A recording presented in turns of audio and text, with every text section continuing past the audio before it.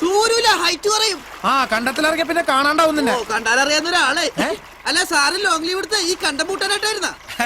എടാ ഇത് വെറുതെ വലിയ വലിയ സാറുമാർക്ക് മൈൻഡ് ഫ്രഷ് ആകണമെങ്കിൽ സ്വിറ്റ്സർലാൻഡ് പിന്നെ പൂന അവിടൊക്കെ പോണം. പക്ഷെ സത്യനാഥന്റെ മൈൻഡ് ഫ്രഷ് ആക്കാൻ വേണ്ടിട്ട് ഇതുപോലുള്ള പാടത്തെ പണികളൊക്കെ ചെയ്തിട്ടാണ് നമ്മുടെ മൈൻഡ് ഫ്രഷ് ആക്കണത്. ലോങ് ലീവ് എടുത്ത് കേസ് അന്വേഷിക്കാണെന്ന് കരുതിയിട്ടല്ലേ ഞാനും ലീവ് എടുത്തത്. ലീവ് എടുത്തത് കേസ് അന്വേഷിക്കാൻ വേണ്ടിയൊക്കെ തന്നെയാ. പക്ഷേ ചില പോയിന്റ്സ് ക്ലിയർ ചെയ്യാനുണ്ട്. അതെന്താ? കൊല നടന്ന ആ രാത്രി പോലീസ് സ്റ്റേഷനിലേക്ക് വന്ന ആ ഫോൺ കോൾ, വിമൽ മരിച്ചു കിടന്ന ആ കെട്ടിടത്തിൽ അങ്ങനെ ഒരു ഡെഡ് ബോഡി കാണപ്പെട്ടാൽ സാധാരണഗതിയിൽ അത് ഉടനെ അങ്ങ് പുറത്തറിയാൻ വഴിയില്ല. മർഡർ നടന്ന ഏതാനും മിനിറ്റുകൾക്കകം ഒരാളത് പോലീസ് സ്റ്റേഷനിലേക്ക് വിളിച്ചു പറയണമെങ്കിൽ ഒരുപക്ഷെ അയാളാകാം സഞ്ജനയുടെ സഹായിയായി അന്ന് കൂടെ ഉണ്ടായിരുന്നത്. അല്ല സാറേ, അയാളെ കൊലപാതകത്തിന് സഹായിച്ചെങ്കിൽ അയാൾ തന്നെ പോലീസിന് വിവരം അറിയിക്കോ? കുടുങ്ങൂലേ? സഞ്ജൻ ഒരിക്കലും തന്റെ പേര് പറയില്ലെന്ന് വിശ്വസിക്കുന്ന ഒരാളായി കൂടെ അത്. എന്നാൽ അയാൾക്ക് സഞ്ജനയെ കൊടുക്കണമെങ്കിലോ? മനസ്സിലായില്ല സാർ. അരണ്യോ അല്ല ഇപ്പൊ പറഞ്ഞത്. ഇടോ സിനിമ ഫീൽഡ് അല്ലേ, പോരാത്തതിന് ഹൽവ പീസ് പോലത്തെ ഒരു പെണ്ണും. ചില ചുറ്റിക്കളികൾ അവൾക്കുള്ളതായിട്ട് ന്യൂസ് കേട്ടിരുന്നു ആ സംവിധായകൻ ഗൗതമനുമായിട്ട്. അയാൾക്കാണെങ്കിൽ ഭാര്യ മക്കളും ഉണ്ട്. കഴിച്ചിട്ട് ഇറക്കാനും വയ്യ, മതിരിച്ചിട്ട് തുപ്പാനും വയ്യ.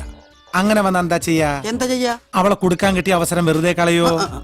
കിത്തന കരം ബേട്ടി, എന്തോ കുട്ടിക്ക് കാര്യം പിടികിട്ടിന്ന്.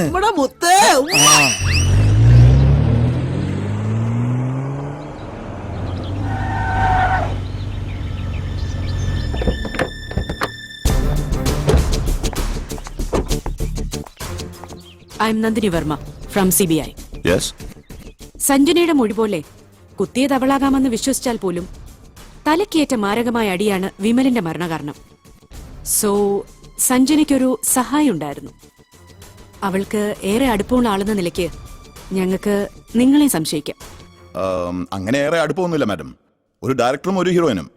U know what I mean is 4 പടങ്ങൾ ഒരുമിച്ച് വർക്ക് ചെയ്തതിന്റെ ഒരു അടുപ്പം, അത്രേ ഉള്ളൂ.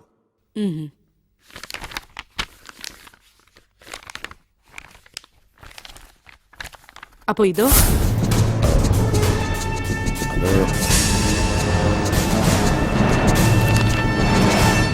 ഈ മഞ്ഞപ്പത്രക്കാരൻ മാത്രമേ ഇങ്ങനൊരു ന്യൂസ് എഴുതിയിട്ടുള്ളൂ. എനിക്ക് രണ്ടുപേരെയും വിശ്വാസാ. ഈ വീട്ടിൽ പോലും ഏത് പാതിരാത്രിക്കും ഞാൻ ആ കുട്ടിക്കൊരു മുറി മാറ്റി വെച്ചിട്ടുണ്ട്. അതെ, സത്യമാ മാഡം. ഫ്രെയിം ന്യൂസ് ജനാർദ്ദനൻ വ്യക്തി വൈരാഗ്യം തീർക്കാൻ പോലെ സഞ്ജനയും അവളുടെ പേഴ്സണൽ ലൈഫിനെ കുറിച്ച് എഴുതിക്കൊണ്ടിരിക്കുവാണ്. Frame news Janardhanan. പന്നികൾ കൂട്ടം കൂട്ടമായി വരുവേ, ആന സിംഗം സിംഗിളത്താൻ വരുവേ.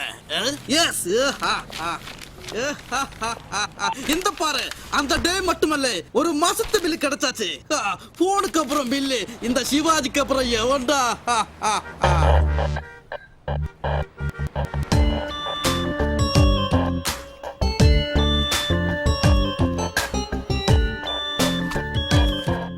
ഈ നമ്പറിന്റെ കഴിഞ്ഞ 3 മാസത്തെ ഇൻകമിംഗ് ഔട്ട് ഗോയിങ് കോളുകളുടെ ഡീറ്റെയിൽസ് വേണം.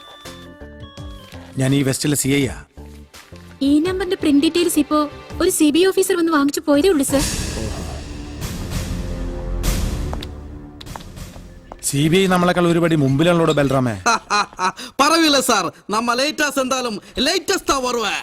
நான் ஒரு தடவை சொன்னா 150 தடவை சொன்ன மாதிரி. സാറിന്റെ നിഴൽ പോലെ എന്നും കൂടല എന്നോട് ഒരുമാതിരി ദേവസ്വം മന്ത്രി സംസാരിക്കുന്ന പോലെ എന്നോട് സംസാരിക്കരുത്. സാറിന്റെ കറുപ്പാ പെത്തെ. നിന്റെ അച്ഛന്റെ പേരെന്നാ? കുമാരൻ. അല്ലാതെ മമ്മൂട്ടി ഒന്നല്ലോ. എങ്ങനെ ഉണ്ടാവുള്ളൂ?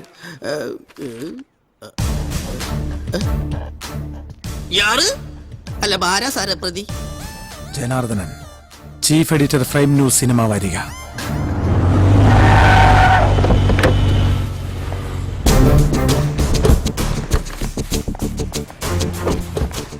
നടി സഞ്ജനയും ജനാർദ്ദനുമായിട്ട് എന്താ പ്രശ്നം? പ്രശ്നോ? എന്ത് പ്രശ്നം? പ്രശ്നമൊന്നും ഇല്ലെങ്കിൽ എന്തിനാ കുട്ടിയെക്കുറിച്ച് നിരന്തരം ഇങ്ങനെ ഗോസിപ്പുകൾ എഴുതിയുണ്ടാക്കിയത്? ഗോസിപ്പോ? ഫ്രെയിം ന്യൂസിലോ? സത്യം സത്യമായിട്ടേ ഞങ്ങൾ എഴുതാറുള്ളൂ. ഇത്ര സത്യസന്ധനായ ജനാർദ്ദൻ എന്തിനാ വിമൽ റോയെ കൊന്നത്? ഞാനോ? യെസ്, താൻ തന്നെ. തന്റെ മൊബൈൽ ബില്ലിന്റെ കോപ്പി. വിമൽ കൊല്ലപ്പെട്ട ദിവസം 6 പ്രാവശ്യം താനൊരു മൊബൈൽ നമ്പറിലേക്ക് വിളിച്ചിട്ടുണ്ട്. ആ നമ്പർ വിമലിന്റെ പ്രീപെയ്ഡ് കണക്ഷൻ ആണെന്ന് തെളിഞ്ഞു കഴിഞ്ഞു. വിമൽ കൊല്ലപ്പെട്ട ഏകദേശം 5 മിനിറ്റിനുള്ളിൽ തന്നെ താൻ പോലീസ് സ്റ്റേഷനിൽ വിളിച്ച് വിവരം അറിയിച്ചു. ശരിയല്ലേ? ഞാൻ കൂടുതൽ തപ്പിത്തടയേണ്ട മിസ്റ്റർ ജനാർദ്ദനൻ. തന്റെ മൊബൈൽ ബിൽ ഇതിനെല്ലാം തെളിവാ. ഇനി പറ, താൻ കേരള പോലീസിനോട് പറഞ്ഞു നിർത്തിയെടുത്തു നിന്ന് വിമൽ ഫോട്ടോകൾക്ക് 10 ലക്ഷം രൂപ ചോദിച്ചു. എന്നിട്ട് CBIയിൽ മൂന്നാം മുറ ഇല്ലെന്ന് വല്ല ധാരണയുണ്ടെങ്കിൽ അത് വേണ്ട. അതുകൊണ്ട് സത്യം തുറന്നു പറയുന്നതാ നല്ലത്. ഞാൻ പറയാം മേഡം. ആ ചെറുപ്പക്കാരനെ കണ്ട ശേഷം ഞാൻ കൂടുതൽ ആലോചിച്ചു. ആ ചിത്രങ്ങൾ പണം കായ്ക്കുന്ന മരമാണ്. വാരികയുടെ സർക്കുലേഷൻ വർദ്ധിപ്പിക്കാൻ അതുപയോഗിക്കാം. ഞാൻ അയാളെ തിരിച്ചു വിളിച്ചു. പല പ്രാവശ്യം വിളിച്ചപ്പോ ഹൈവേയിൽ മണ്ണുത്തിക്കടുത്ത് ആളൊഴിഞ്ഞു കിടക്കുന്ന പഴയ ഓട് ഫാക്ടറിയിലെത്താൻ അയാൾ പറഞ്ഞു. അതനുസരിച്ച് ചോദിച്ച പണവുമായി ഞാൻ അവിടെ എത്തി.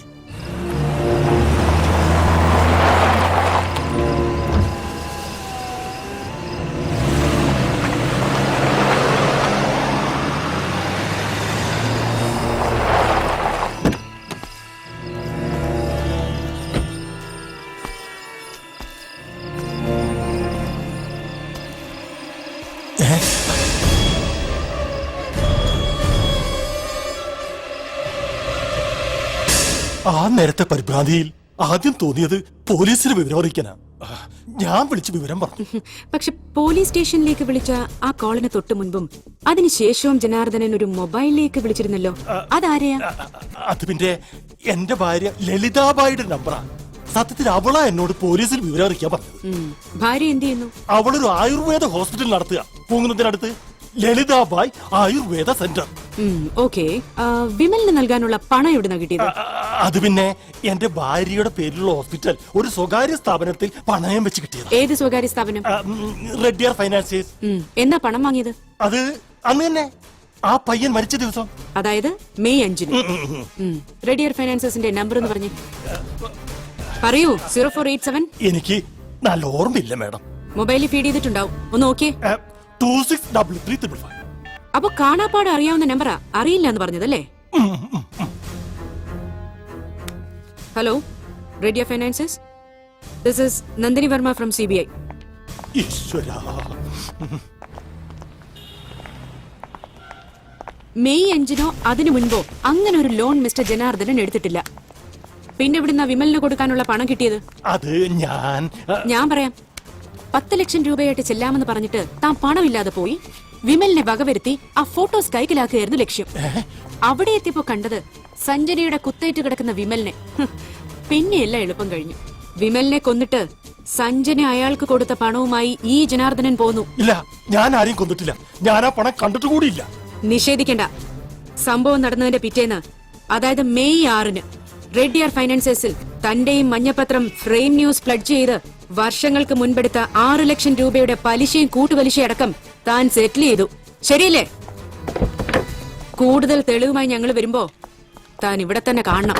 ഓക്കെ? ഓ